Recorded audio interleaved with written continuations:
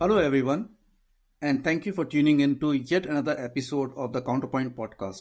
I am your host, Mohit Agrawal, and today we'll talk about one of the companies that has been named a leader in Counterpoint's eSIM rankings. In our previous podcast about eSIM, we have spoken about global eSIM market, innovative business models from various companies, eSIM testing, interoperability, and much more. Today, we are going to talk about eSIM opportunities in one of the fastest growing markets in the world, which is India. And for that, we have special guests from Kigen. Kigen is a fast-growing scaler, renowned across the industry for its eSIM enablement, and the company that pioneered the iSIM technology. Kigen has a strong presence in India, and its purview spans operators, module makers, and semiconductors and OEMs direct engagements. Please welcome B, who is the VP Marketing at Kigen, and Mayank, who is VP Solutions at Kigen. Hello, B and Mayank. Welcome to the show. How are you doing today? Hi, Mohit. Thank you for having us. Hi, Mohit. Good, thanks. Thank you. And before we get into the discussion, it will be good to know more about Kigen and get introduced to two of you. Yeah, thanks, Mohit. I'll go first. So thanks for having me. So as an introduction for myself, during the day, I'm a regional VP of solutions here at Kigen, based out of the UK, with a clear mandate to accelerate the adoption of eSIM, iSIM, and RSP technologies. And at night, I scheme on ways of reducing plastics with SIMs. But jokes aside, India and APAC are my regions of focus, and we will focus a bit more on that in this talk. And we see great demand and potential for eSIMs. My goal is to help device makers and telecom operators with end-to-end solutions that can help them go to market faster and most efficiently for their specific use cases. So I'm really looking forward to this conversation. How about you, B?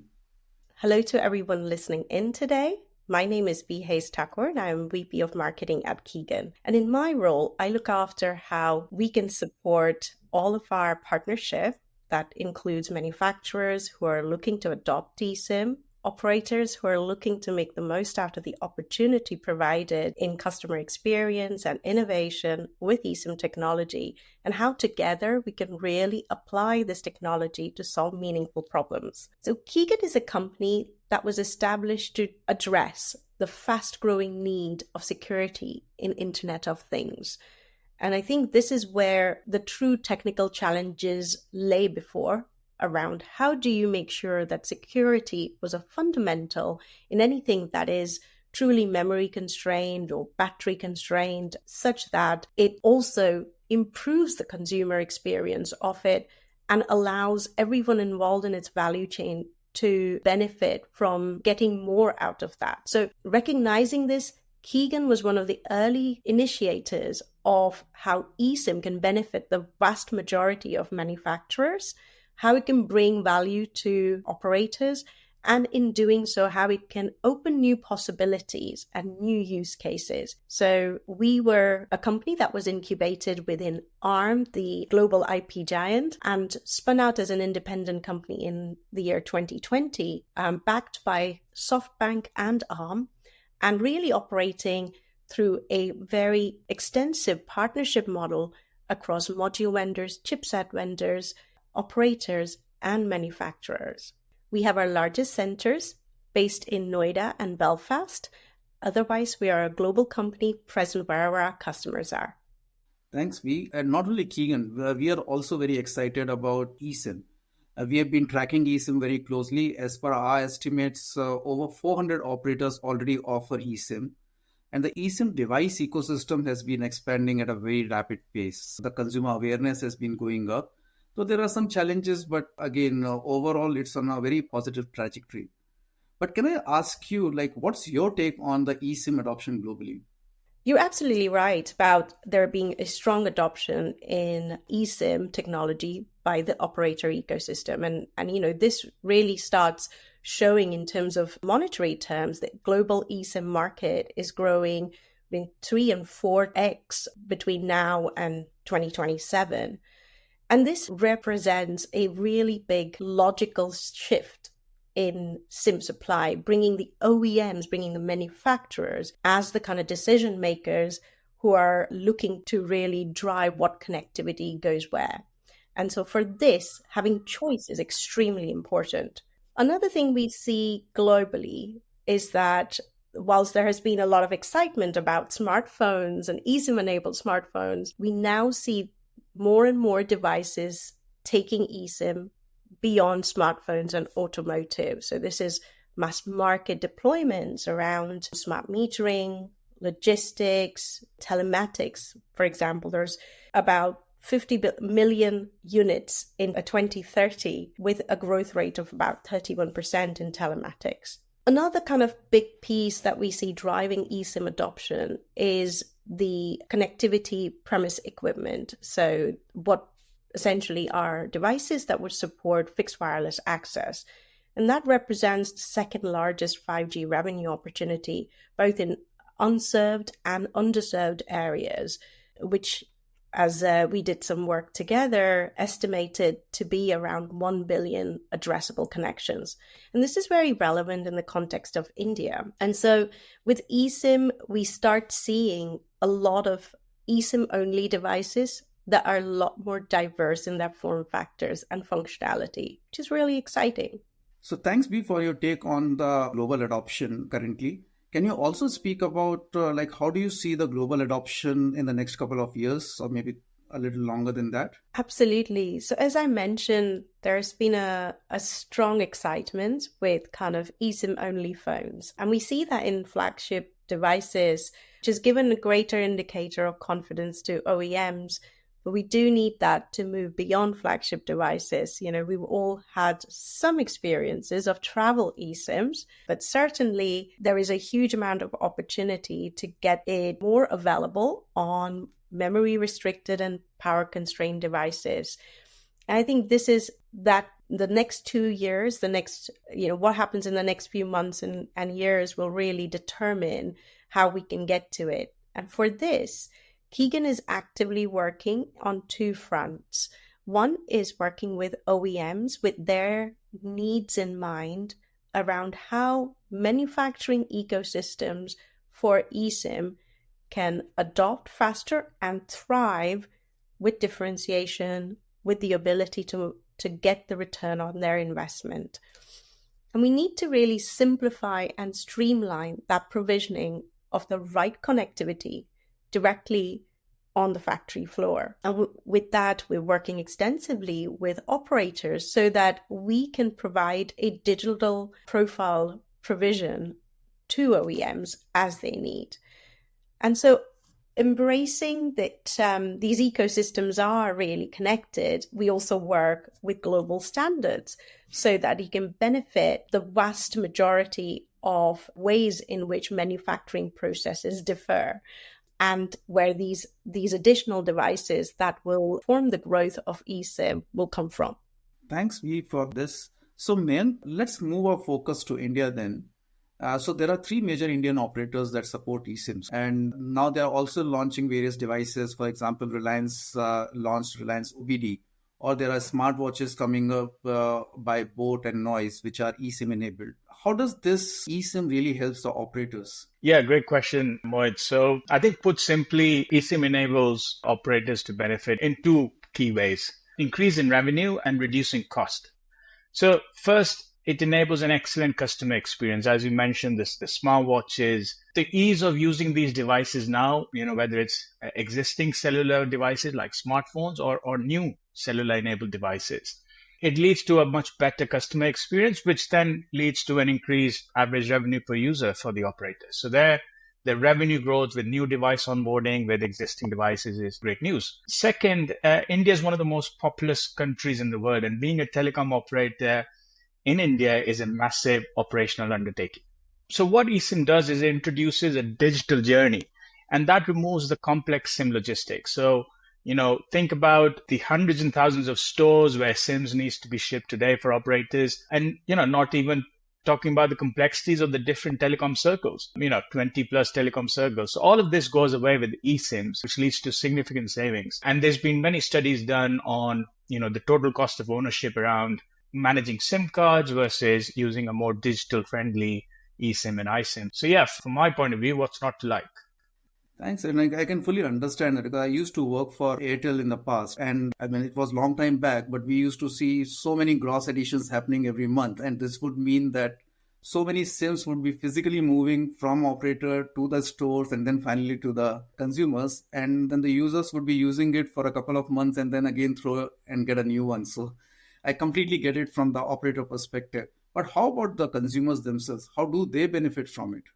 Sure. So eSIM really brings significant benefits to consumers. And I think some of the exciting things that I could think of are, eSIM enabled with, say, satellite NTN connectivity, supporting fisheries and fishing communities, which typically then can trade so much more expediently and competitively. Similarly, affordable fixed wireless access devices are able to provide connectivity to far reaches of the country, as well as better options to some of the high demand metropolitan cities.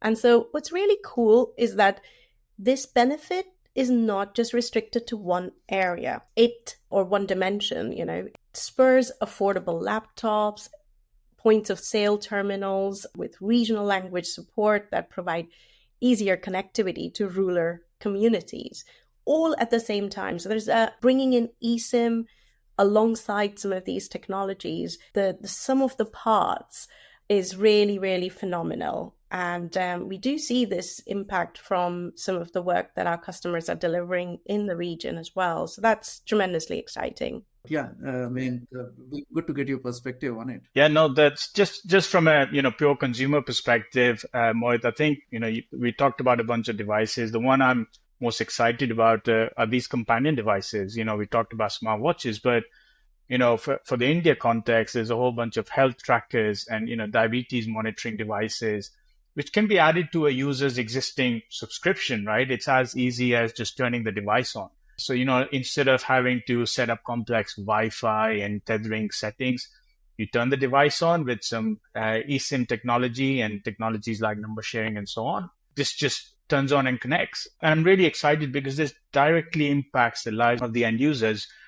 I have personally, elderly parents and family members, and I can see firsthand, the significant value this brings to their lifestyle, having devices that they can just easily use and real world value. So thanks for giving a perspective on the new emerging devices that are going to come in. It's really exciting. But at the same time, how having an eSIM really will impact the digital consumption on these emerging devices? So far, our experience has largely been of devices that operate with the smartphone model. So, there's a lot of excitement when eSIM-enabled flagship devices came along. And I think that has provided strong confidence signals to OEMs and manufacturers. I think we didn't see that early on when these were not so much activated. So you can look at great deployment numbers on eSIM and automotive. They haven't seen just as much activation as expected.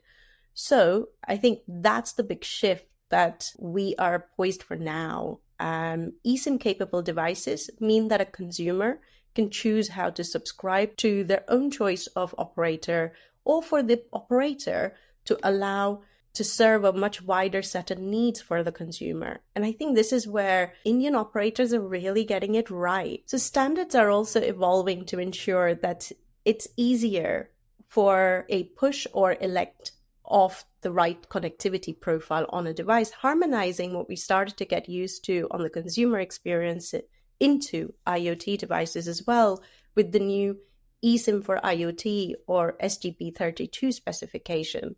And Kigen's also supporting new ways in which open market devices can be providing a choice of bringing in your IoT device into your trusted operator for consumers as well as for enterprises. So this is through the kind of new eSIM discovery service, allowing that consumer to look at their preference.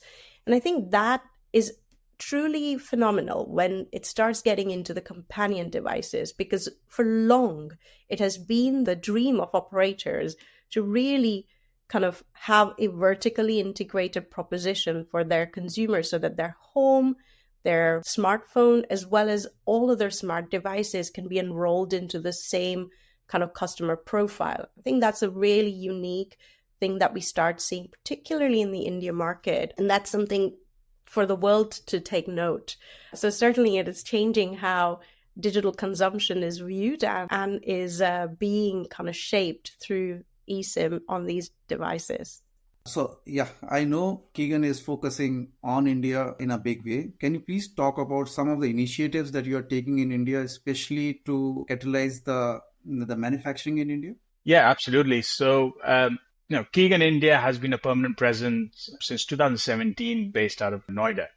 It is a global center of excellence for customer success. Over 30% of our global workforce is based out of India. So it is only natural that our Kigen India Center is at the heart of enabling the manufacturing of cellular devices in India. Most prominently, Kigen has established a fully GSMA certified SASOP data center at the end of last year. So this is the Security Accreditation Scheme for UICC production, which is a global accreditation scheme run by the GSMA.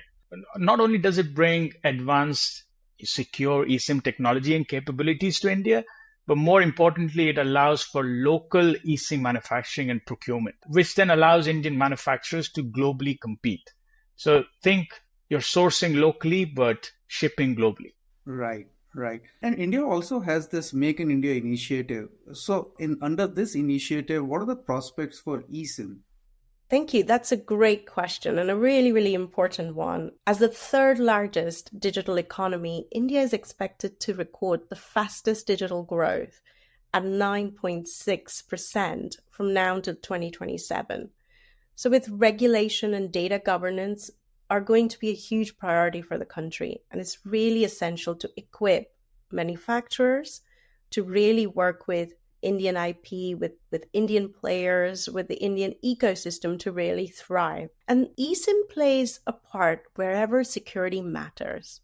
Hence, eSIM is also another level to support this opportunity to drive secure services for data. Before, only a few manufacturers could have taken that investment of going through the rigorous GSMA accreditation.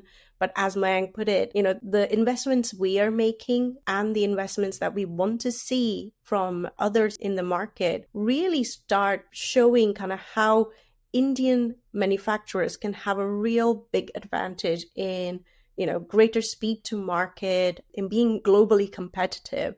And so I think eSIM is something that will have a tremendous impact on India's economy and the way nationwide digitalization can really show impact in the next few years. Thanks, B, for that perspective. And what are some of the market trends that you're seeing in specifically to India market and specifically when it comes to eSIM? What are some of the challenges or the opportunities that you see in the market today?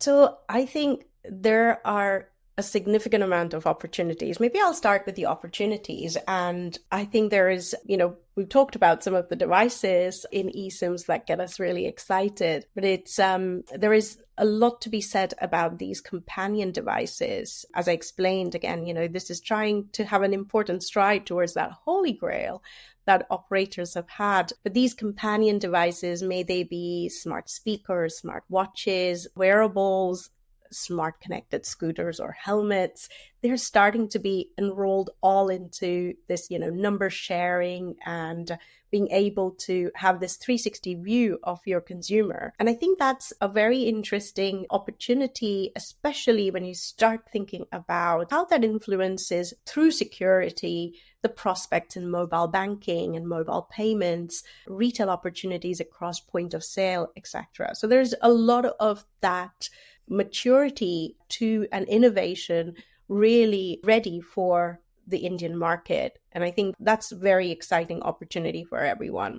In terms of challenges, India has a tremendous drive and ambitious programs across the country to roll out, much needed digitized infrastructure and energy. So smart meters, something that are a key set of devices that can benefit from eSIM technology. And these are much needed for the power infrastructure that spans such a vast region, such a vast set of states and consumption preferences as well. So there's a mix of technology, and this is undoubtedly quite a complex problem to solve. So there are some challenges in the way, but I think what we see is a greater need for shared value business models, partnerships, and an opportunity for really making sure that these devices are affordable and long-term. And there are many changes that are occurring in the Indian market today. So AIS 140 was made mandatory for the public transport vehicles. There's a big push for smart meters in India. We believe that over the next few years, maybe 3 to 4 years or 5 years, we'll see 250 million new smart meters being installed. And then you have these smart watches that you've been talking about, the companion devices, CPE devices. So how is Kigen supporting these devices across enterprise and consumer domains? Yeah, I'll answer that, Mohit. So I like that question first. These are examples of use cases where Kigen is already shipping our eSIMs in India, with many more use cases such as, automotive, smart home, laptops, and trackers, as Beach touched upon them. We support these devices in enterprises and operators I'll summarize 3 ways. So number one, we're seen as technical experts. We are a unique company in the SIM industry with a SIM IP license model. So it's very similar to our founding company, ARM, where we're seen as a neutral partner and providing an unbiased view to the device makers. So that's number one. Number two, even though the use cases are all using eSIM, but the solutions are tailored for each use case. For the Indian context, I mentioned the different telco circles, different operators with their different sort of approach to the eSIM market.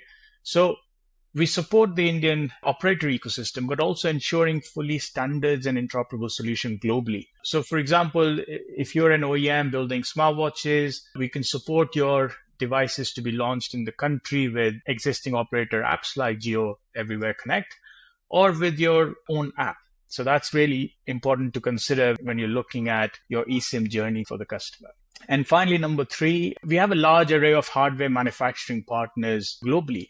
So what this enables is you can have optimized logistics and, the devices can be assembled in India or elsewhere. And with our local hardware partners, you can really optimize the logistics and save on cost. So those are the 3 things I would say where Kigen provides added value to device makers and enterprises. Thanks. And then there are a large number of companies in the devices space who wonder how to embed connectivity in factory profile provisioning. Can you please educate our listeners on this important topic? Maybe a couple of minutes of guide on how to do it would be very helpful. Yeah, this is a topic very close to my heart, if I put my solutions hat on. You've touched upon a very key pain point and also, an opportunity in a way.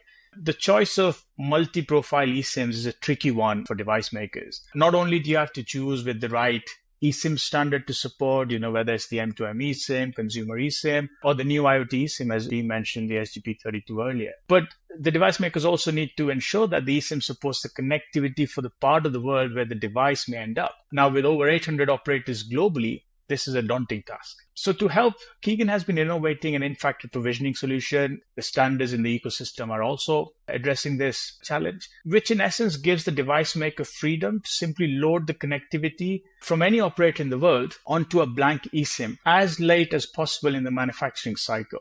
So it gives them a lot of flexibility. So you could literally just before the device leaves the factory floor, you could decide which region it's going to, which operator connectivity you would like to load, and that can be done at the last minute. So as an example, if you take a smart meter manufacturer, they build these big units, they are complex pieces of technology, they do a full assembly and testing, and then the meter is ready, and they will plug in a NIC card for the connectivity part. And if the NIC card has a Kigen eSIM, then just before you ship the meters, let's say you're fulfilling an order for Bihar, for example, the meter maker will be able to load the profile for the operator chosen in Bihar all the way down to selecting the right telecom circle, because that will make sure that the meter just works when it's installed on the site. So this is a bit of a game changer where we allow the factory provisioning of the operator credentials at the last minute.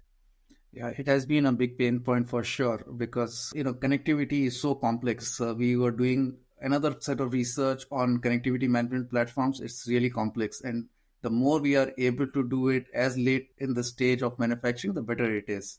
So wrapping up, if you look at 2022 was a great year for eSIM, 2023 was even better year.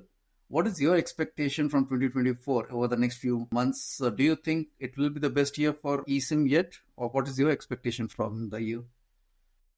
Yeah, I mean, I would completely agree. I think it's only an upward trajectory. And, especially in India, I only see an acceleration in the devices coming to market. And also in a way, and, some of the great work you're doing is, the increased awareness for the general public. And you would expect they will demand this better experience that an eSIM provides. So the ease of use, the ability to buy devices which just connect, I think is great for the users. And let's not forget the green credentials of eSIM, saving on plastic, saving on logistics. I think this makes a difference to our lives. So I'm really excited about the future. That's perfectly put. I think certainly with all of those things, as well as when we look at some of the macro levels, things that are happening in the macro level, data and AI will no doubt play a huge role in digital experiences, along with all of the devices that Mayank has mentioned. And in the Indian context, I think this is a sort of perfect storm of many things coming at the right time, because it also will have a very strong play in that smart payments innovation, with it being the world's largest banking market. And so eSIM provides a lot of these opportunities for deeper integration, for security, especially when used with another technology, particularly around data service acceleration like IoT Save. So certainly, I think there is going to be a lot to watch in this space. There's a lot of innovation happening. Certainly not sure as far as I'll go with saying the best year ever, but certainly yet, and definitely interesting times ahead. Yeah, looking forward to it. And thanks, B and Mayank, for the insightful discussion and joining the show. I learned a lot today about Kigen and how it is changing the eSIM industry in India and the market trends that are coming up in India in the eSIM industry. So thanks for it. And for all our listeners, thanks for tuning in. Reach out to us via email on contact@counterpointresearch.com. You can also listen to previous podcasts on major podcasting platforms such as Apple Podcasts, Spotify, and even on counterpoint.com. For now, this is Mohit signing off. Have a good day and see you in the next one.